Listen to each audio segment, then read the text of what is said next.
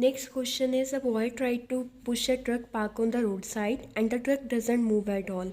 And the another boy pushed a bicycle, the bicycle move a certain distance. तो उन्होंने पूछा है इस केस में वर्क डन किसका ज़्यादा होगा. तो देखो वर्क डन जो ट्रक का होगा वो तो ज़्यादा नहीं होगा बिकॉज ट्रक जो है वो मूव ही नहीं हुआ और जो बाइसाइकिल है वो मूव हुआ है. तो वर्क क्या होता है, फोर्स इंटू डिस्टेंस की अगर आपने फोर्स लगाया है तो जो ऑब्जेक्ट है वो कुछ डिस्टेंस ट्रेवल करे तभी वर्क डन माना जाता है. तो यहाँ पे वर्क डन नहीं होगा. जो हमारा ट्रक है उस केस में वर्क डन नहीं होगा और जो बाइसाइकिल है उस केस में वर्क डन क्या होगा, ज़्यादा होगा. Okay, next is the work done by force acting obliquely is given by the formula that W is equal to F cos theta. What will happen to the work done if the angle between the direction of force and motion of body is increased gradually? Will it increase, decrease or remain constant? उन्होंने पूछा है, कहते हैं अगर ये जो angle है, ये जो मतलब बॉडी ये है, ये एक पर्सन है उसने इसको खींच रहा है, ठीक है. तो कहते हैं ये जो एंगल है अगर ये इंक्रीज होता जाएगा तो क्या होता जाएगा, ठीक है. तो देखो कहते हैं जो वर्क डन होगा वो डिक्रीज होगा. वाई, कहते हैं क्योंकि जो एंगल है अगर वो इंक्रीज होता जाएगा तो जो उसका वैल्यू होगा वो डिक्रीज होता जाएगा, ठीक है. तो उस कारण से हमारा जो वर्क डन आएगा वो क्या आएगा, कम आएगा, ठीक है. उसके बाद है what should be the angle between direction of force and the direction of motion so that the work done is zero. When ever जब भी बात हो कि वर्क डन ज़ीरो है तो उस केस में जो एंगल होता है डेट इज राइट एंगल. तो राइट एंगल कितना होता है, 90 degree. Okay, next is in which of the following cases the work done bye a force will be maximum when angle between the direction of force and direction of motion is 0 degree और 90 degree. किस में maximum होगा, देखो अगर तो 90 degree है तो obvious है cos 90 क्या होता है, 0 होता है. तो उस केस में हमारा वर्क डन क्या होगा, 0 होगा, ठीक है. और cos 0 क्या होता है, 1 होता है. तो उस केस में हमारा जो वर्क डन होगा वो क्या होगा, मैक्सिमम होगा. Okay, next question is how much work is done by the gravitational force of earth acting on a satellite move around in a circular path, give reason for zero. देखो जो work done इस case में होता है वो क्या होता है, 0 होता है बिकॉज जो ग्रेविटेशनल फोर्स होती है उसके कारण ही जो सैटेलाइट्स होती है वो सर्कुलर पाथ में घूमती हैं. और जब भी सर्कुलर पाथ में घूमती हैं तो उस केस में जो एंगल बनता है that is the 90 degree. Okay, next is a man is expected to carry a package from the base camp at B to submit A of a hill at a height of 1200 meter. Okay, the man weighs 800 Newton, package weighs 200 Newton. Weight of man 800 है, weight of package 200 है, total weight कितना हो गया 1000. height of जो हमें दी है that is 1200 meter. तो work done क्या होता है, force into distance यानी कि mgh. तो mgh total m कितना है 1000 है. तो g हमारे पास इन्होंने यहाँ पे जस्ट वे ओके g यहाँ पे हम 10 लेंगे एक, ठीक है.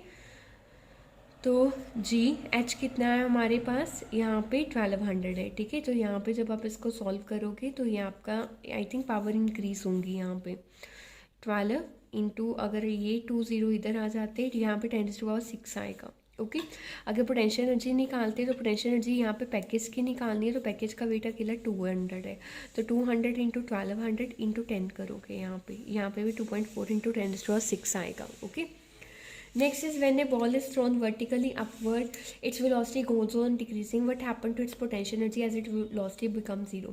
देखो जब बॉल ऊपर की तरफ जाती है यहाँ जाके मान लो वो रुक गई, ठीक है. तो इस केस में काइनेटिक एनर्जी तो 0 हो गया बिकॉज मोशन में ही नहीं है. पर ये बॉल अब कहाँ है, रेस्ट में. तो रेस्ट में जब होता है तो कौन सी एनर्जी होती है, पोटेंशियल एनर्जी. तो इस केस में जो पोटेंशियल एनर्जी होगा वो क्या होगा, मैक्सिमम होगा. एक मैन है that X goes to the top of the building by vertical spiral case और जो दूसरा है वो same building by slanting ladder, ठीक है. तो किसने ज़्यादा वर्क किया है अगेंस्ट ग्रेविटी एंड वाई, ठीक है. देखो जो वर्क डन है वो क्या इक्वल है.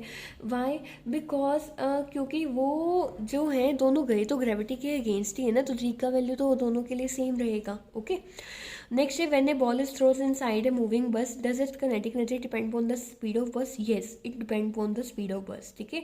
क्यों, बिकॉज इसमें जो बस का स्पीड होगा वो क्या हो जाएगा, एड अप हो जाएगा. Okay, next is name the commercial units of energy. Energy के यूनिट्स क्या होते हैं, that is kilowatt hour. 1 kilowatt hour क्या होता है कि अगर 1 किलोवाट पावर प्रोड्यूस हो रही है और 1 घंटे तक यूज़ हो रही है डेट इज़ 1 किलोवाट आवर, ठीक है. जो बिगेस्ट यूनिट है वाट से भी ज़्यादा, ठीक है, that is megawatt and kilowatt. Next question is define what. 1 what क्या है, पावर की यूनिट से। बेसिकली इसमें क्या है, अगर 1 जूल वर्क डन हो रहा है पर सेकेंड के थ्रू, तो तब हमारे जो यूनिट्स होते हैं डेट इज़ 1 वॉट। कितने वॉट होते हैं 1 हॉर्स पावर में, 746 वॉट, ठीक है। फिजिकल क्वांटिटी जिसकी यूनिट वॉट है that is a power. What is the power of a body which is doing work at the rate of 1 जूल/सेकेंड। अगर 1 जूल/सेकेंड वर्क हो रहा है तो उसके यूनिट्स क्या होते हैं, 1 वॉट, ठीक है। कहते body does 1200 joule work in 2 minute, calculate power. Power क्या होती है हमारे पास, work done by time taken. तो 2 मिनट्स को हम सेकेंड्स में कन्वर्ट कर लेंगे तो ये आ जाएगा 10 वॉट, ठीक है। How many joules are there in 1 kWh, वो होते हैं 3.6 इंटू 10⁻⁶ जूल, ठीक है। Okay, next is name the quantity whose unit is kilowatt. तो वो अगेन क्या है, पावर है, और जो किलोवाट आवर है हमारे पास वो इलेक्ट्रिकल एनर्जी के यूनिट है। Next is what is the common name of 1 kW of electrical energy. तो इसका कॉमन नेम है that is it is unit of electricity, ठीक है। कहते सेल कन्वर्ट कर रहा है एक एनर्जी को दूसरी एनर्जी में, नेम द 2 फॉर्म्स। तो बेसिकली सेल केमिकल एनर्जी को इलेक्ट्रिकल एनर्जी में कन्वर्ट करता है, ठीक है। कहते डिवाइस कोई भी बताओ जिसमें इलेक्ट्रिकल एनर्जी मैकेनिकल में कन्वर्ट हो रही है, तो यहाँ पे जो एग्जाम्पल है that is electrical motor, okay.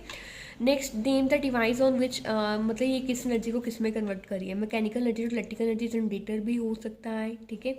Chemical energy to electrical energy cell लिख दो इसमें। Electrical energy to heat energy electrical iron या जितने भी इलेक्ट्रिकल अप्लाइंसेस हैं। Light energy to electrical energy solar cell हो गया। Electrical energy to light energy जो बल्ब हम जगाते हैं, ठीक है। Next is name the devices और machine which convert electrical energy into sound energy. वो क्या हो गया हमारे पास, स्पीकर हो गया। Heat energy into kinetic energy steam engine. Chemical energy into kinetic energy car engine. Chemical energy into heat energy gas stove. Light energy to heat energy that is solar water heater, ठीक है। तो इस तरह से ये इसके questions थे work energy and power के, ओके।